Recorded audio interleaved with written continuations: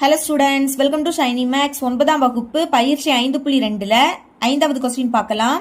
பின்வரும் புள்ளிகள் வரிசைப்படி எடுத்துக்கொள்ளப்பட்டால் அது ஓர் இணைகரத்தை அமைக்கும் என நிறுவுக. அதாவது தந்திருக்கக்கூடிய புள்ளிகள் ஓர் இணைகரத்தை அமைக்கும் அப்படி நம்ம நிரூபிக்கணும். சரிங்களா? ஃபர்ஸ்ட் இணைகரம் அப்படின்னா என்னன்னு பார்க்கலாம். இதுதான் இணைகரம். சரிங்களா? இதுக்கு நேம் கொடுக்கலாம். இந்த புள்ளி ஏ, இந்த புள்ளி பி, இந்த புள்ளி சி, அடுத்து இந்த புள்ளி டி. இணைகரத்தை பொறுத்த வரைக்கும் எதிரெதிர் பக்கங்கள் சமம். அதாவது ஏபி இதோட எதிர்பக்கம் தான் சிடி. சரிங்களா? இது ரெண்டுமே நம்மளுக்கு எப்படி இருக்கும்? சமமா இருக்கும். அப்போ ஏபி இதோட தொலைவும் சிடி இதோட தொலைவும் சமமா வரணும். ஏன்னா இந்த ரெண்டு பக்கமும் சமமா இருக்கும்போது இந்த ரெண்டு தொலைவுகளும் எப்படி இருக்கும்? சமமா இருக்கும். சரிங்களா? அதை எழுதிக்கிறேன். ஏபியோட தொலைவும் சிடியோட தொலைவும் நம்மளுக்கு சமமா வரணும். அடுத்து பிசி இதோட எதிர்பக்கம் தான் என்னது? டிஏ. இப்போ இந்த ரெண்டு பக்கமும் சமமா இருக்கும். சரிங்களா? அப்போ பிசியோட தொலைவும் டிஏ இதோட தொலைவும் சமமா வரணும். அதையும் எடுத்து எழுதிக்கலாம். பிசியோட தொலைவும் அடுத்து டிஏ இதோட தொலைவும் சமமா இருக்கணும். இந்த மாதிரி வந்துன்னா தந்திருக்கக்கூடிய புள்ளிகள் இணைகரத்தை அமைக்கும் அப்படி நிரூபிச்சிடலாம். முதல்னா ஏபி இதோட தொலைவு கண்டுபிடிக்க போறேன். அதுக்கு ஏ புள்ளியையும் பி புள்ளியையும் எடுத்து எழுதிக்கலாம். ஏ புள்ளி என்னன்னா -3,1. அடுத்து பி புள்ளி என்னன்னா -6,-7. அப்புறம் தொலைவு கண்டுபிடிக்கக்கூடிய ஃபார்முலாவை எடுத்து எழுதிக்கலாம். d is equal to square root of x2 minus x1 whole square கூட்டல் y2 minus y1 whole square. இதுதான் ஃபார்முலா. ஏபியோட தொலைவு தான் கண்டுபிடிக்க போறோம். அதனால ஏபின்னு எழுதிக்கிறேன். ஃபர்ஸ்ட் புள்ளியில கமாக்க முன்னாடி இருக்கக்கூடியது x1, அடுத்து இருக்கக்கூடியது y1. ரெண்டாவது புள்ளியில கமாக்க முன்னாடி இருக்கக்கூடியது x2, அடுத்து இருக்கக்கூடியது y2. இந்த மதிப்புகளை இதுல பிரதியிடுங்க. ஸ்கொயர் ரூட் ஆஃப் முதல் x2, x2ஓட மதிப்பு -6, அடுத்து ஃபார்முலாயில மைனஸ். இனி x1, x1ஓட மதிப்பு -3, இங்கே மைனஸ் இங்கே மைனஸ். அப்ப இது ரெண்டையும் பெருக்கணும். மைனஸையும் பெருக்குனா பிளஸ் ஆயிடும். சரிங்களா? அடுத்து இந்த 3 எடுத்து எழுதிக்கலாம். அப்புறம் ஹோல் ஸ்கொயர். இனி கூட்டல் y2ஓட மதிப்பு -7, ஃபார்முலாயில மைனஸ். அப்புறம் y1ஓட மதிப்பு 1. இனி ஹோல் ஸ்கொயர். அடுத்து ஸ்கொயர் ரூட் ஆஃப் இங்க ஒரு மைனஸ்னா கழிச்சு பெரிய எண்ணோட குறியீட போடணும். கழிக்கலாம். 6ல இருந்து 3 கழிச்சா 3, பெரிய எண் 6 அதோட குறியீடு மைனஸ். அப்புறம் ஹோல் ஸ்கொயர் கூட்டல். இனி இங்க ரெண்டுமே மைனஸ்னா மைனஸ் போட்டுக்கிட்டு கூட்டணும். 7ஐயும் 1ஐயும் கூட்டினா 8. அப்புறம் ஹோல் ஸ்கொயர். இனி இதை சுருக்கலாமா? Square root of minus square பண்ணா பிளஸ் ஆயிடும். 3 ஸ்கொயரோட மதிப்பு 9. இனி கூட்டல். இங்கே மைனஸ் ஸ்கொயர் பண்ணா பிளஸ் ஆயிடும். 8 ஸ்கொயரோட மதிப்பு 64. ஸ்கொயர் ரூட் ஆஃப் 9ஐயும் 64ஐயும் கூட்டினா 73ன்னு கிடைக்கும். இதுதான் ஏபியோட தொலைவு. சரிங்களா? இனி சிடியோட தொலைவு கண்டுபிடிக்கலாம். அதுக்கு நம்ம சிடி இந்த ரெண்டு புள்ளியையும் எடுத்து எழுதிக்கலாம். அதை எடுத்து எழுதியிருக்கேன். சரிங்களா? ஃபர்ஸ்ட் புள்ளியில கமாக்கு முன்னாடி இருக்கக்கூடியது x1, அடுத்து இருக்கக்கூடியது y1. ரெண்டாவது புள்ளியில கமாக்கு முன்னாடி இருக்கக்கூடியது x2, அடுத்து இருக்கக்கூடியது y2. இங்க நம்ம சிடி இதோட தொலைவு தான் கண்டுபிடிக்க போறோம். ஓகே, பிரதியிடலாமா? ஸ்கொயர் ரூட் ஆஃப் இங்க x2 இருக்கு. அப்ப x2ஓட மதிப்பு என்னது? 6. அடுத்து ஃபார்முலாயில மைனஸ். ஓகே, இனிமே x1ஓட மதிப்பு 3. அப்புறம் ஹோல் ஸ்கொயர். இனி ஃபார்முலாயில பிளஸ். அடுத்து y2ஓட மதிப்பு என்னது? -1. அடுத்து ஃபார்முலாயில மைனஸ். அப்புறம் y1ஓட மதிப்பு -9. இப்ப இந்த மைனஸும் என்ன ஆயிடும்? பிளஸ் ஆயிடும். அடுத்து இந்த 9 எழுதிருங்க. அப்புறம் ஹோல் ஸ்கொயர். இனி இதை சுருக்கலாம். ஸ்கொயர் ரூட் ஆஃப் 6ல இருந்து 3 கழிச்சா 3, அப்புறம் ஸ்கொயர் கூட்டல் ஒரு மைனஸ். அப்ப கழிங்க. 9ல இருந்து 1 கழிச்சா 8, பெரிய எண் 9 அதோட குறியீடு பிளஸ். பிளஸ்னா பிளஸ் குறியீடு போடாண்டா. அடுத்து ஹோல் ஸ்கொயர். சரிங்களா? இங்க வேணாலும் பிராக்கெட் போட்டுக்கலாம் நீங்க. அப்புறம் ஸ்கொயர் ரூட் ஆஃப் 3 ஸ்கொயரோட மதிப்பு 9 கூட்டல் 8 ஸ்கொயரோட மதிப்பு 64. இப்போ இந்த ரெண்டையும் கூட்டுனா உங்களுக்கு 73ன்னு கிடைக்கும். சரிங்களா? இதுதான் சிடியோட தொலைவு. பாருங்க, ஏபியோட தொலைவும் சிடியோட தொலைவும் ரெண்டுமே நம்மளுக்கு √73 தான் கிடைக்குது. சரிங்களா? அப்ப நம்ம ஃபர்ஸ்ட் உள்ளதை சரி பார்த்தாச்சு. இனி பிசியோட தொலைவும் டிஏவோட தொலைவும் கண்டுபிடிக்கணும். சரிங்களா? ஃபர்ஸ்ட் நான் பிசியோட தொலைவு கண்டுபிடிக்கிறேன், லாஸ்ட் டிஏவோட தொலைவு கண்டுபிடிக்கிறேன். பிசி இதோட தொலைவு கண்டுபிடிக்க பி புள்ளியையும் சி புள்ளியையும் எடுத்து எழுதிக்கிட்டேன். இப்போ பிசியோட தொலைவு கண்டுபிடிக்கலாமா? பாருங்க, ஃபர்ஸ்ட் புள்ளியில கமாக்க முன்னாடி இருக்கக்கூடியது x1, அடுத்து இருக்கக்கூடியது y1. ரெண்டாவது புள்ளியில கமாக்க முன்னாடி இருக்கக்கூடியது x2, அடுத்து இருக்கக்கூடியது y2. மதிப்பை பிரதியிடுங்க. முதல் x2 மதிப்பு 3, அடுத்து நடுவுல மைனஸ், அப்புறம் x1 மதிப்பு -6. இந்த மைனஸும் இந்த மைனஸும் என்ன ஆயிடும்? பிளஸ் ஆயிடும். அப்புறம் 6 எடுத்து எழுதிக்கலாம். இனி ஹோல் ஸ்கொயர், நடுவுல கூட்டல்.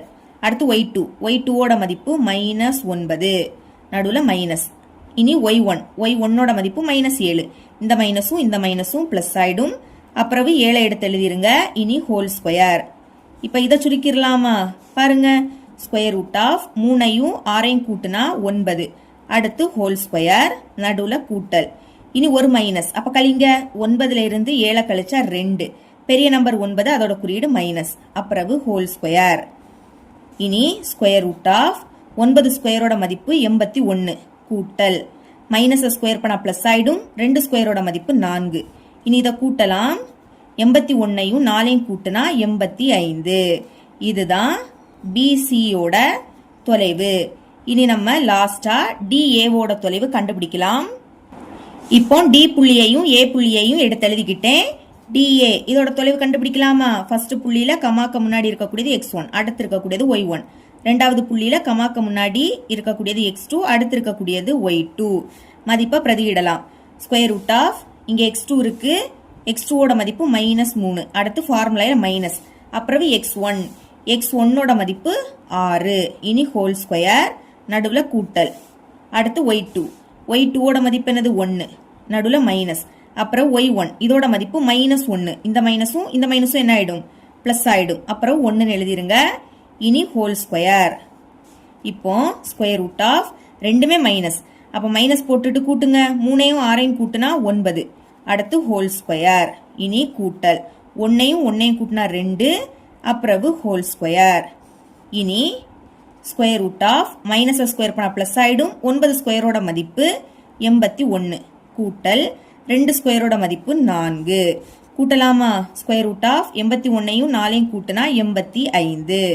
இதுதான் டிஏ இதோட தொலைவு. இப்ப பாருங்க, இப்ப கண்டுபிடிச்ச 2 தொலைவோட மதிப்பும் √85 தான் கிடைக்குது. இதுவும் நம்மளுக்கு எப்படி இருக்கு? சேமா இருக்கு.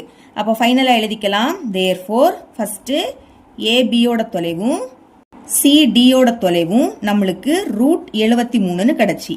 அதுக்கடுத்து இப்போ பிசியோட தொலைவும் டிஏவோட தொலைவும் என்ன கிடைக்குது? √85. இங்க 2 மதிப்பு சமமா வந்தனால இங்கு எதிரெதிர் பக்கங்கள் சமம் அப்படின்னு எடுத்து எழுதிருங்க.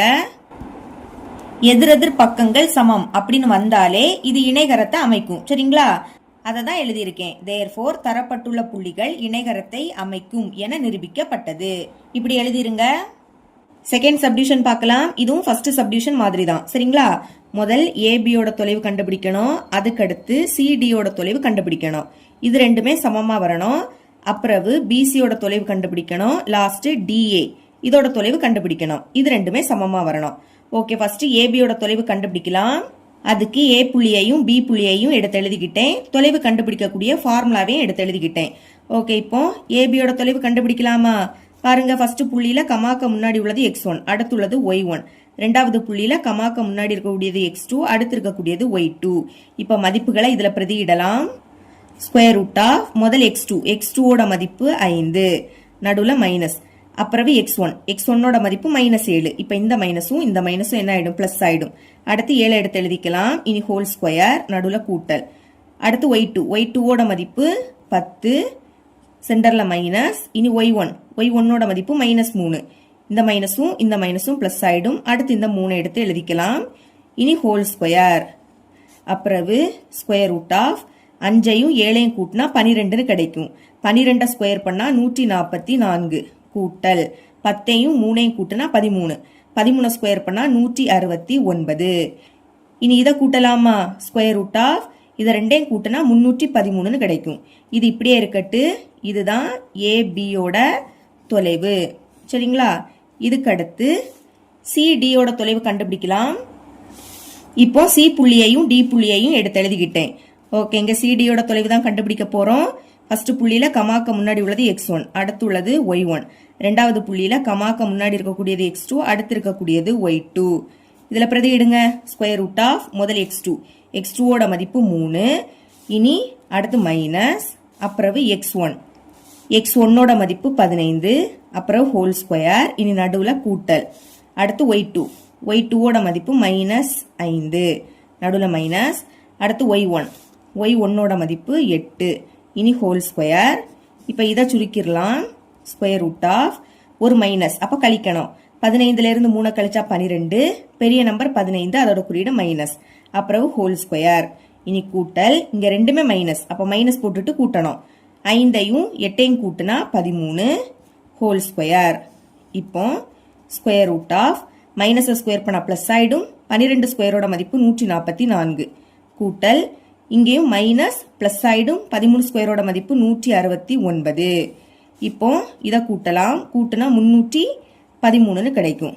இதுதான் சிடியோட தொலைவு. இப்ப பாருங்க, நம்ம கண்டுபிடிச்ச ரெண்டு மதிப்பும் சமமா இருக்கு. இங்கே √313, இங்கே √313. இனி நம்ம பிசியோட தொலைவு கண்டுபிடிக்கலாம். அந்த ரெண்டு புள்ளியையும் எடுத்து எழுதிக்கிட்டேன். இப்போ கமாக்க முன்னாடி உள்ளது x1, அடுத்து உள்ளது y1. ரெண்டாவது புள்ளியில கமாக்க முன்னாடி இருக்கிறது x2, அடுத்து இருக்கக்கூடியது y2. பிசியோட தொலைவு கண்டுபிடிக்கலாம். ஸ்கொயர் ரூட் ஆஃப் ஃபர்ஸ்ட் x2ஓட மதிப்பு 15, நடுவுல மைனஸ். அப்புறம் x1ஓட மதிப்பு 5, அடுத்து ஹோல் ஸ்கொயர். சென்டர்ல கூட்டல். இனி y2ஓட மதிப்பு 8, நடுவுல மைனஸ். இனி y1ஓட மதிப்பு 10, அப்புறம் ஹோல் ஸ்கொயர். இனி பாருங்க, ஸ்கொயர் ரூட் ஆஃப் 15ல இருந்து 5 கழிச்சா 10, அடுத்து ஹோல் ஸ்கொயர். இனி கூட்டல், ஒரு மைனஸ், அப்ப கழிங்க. 10ல இருந்து 8 கழிச்சா 2, பெரிய நம்பர் 10, அதோட குறியீடு மைனஸ். அப்புறம் ஹோல் ஸ்கொயர்.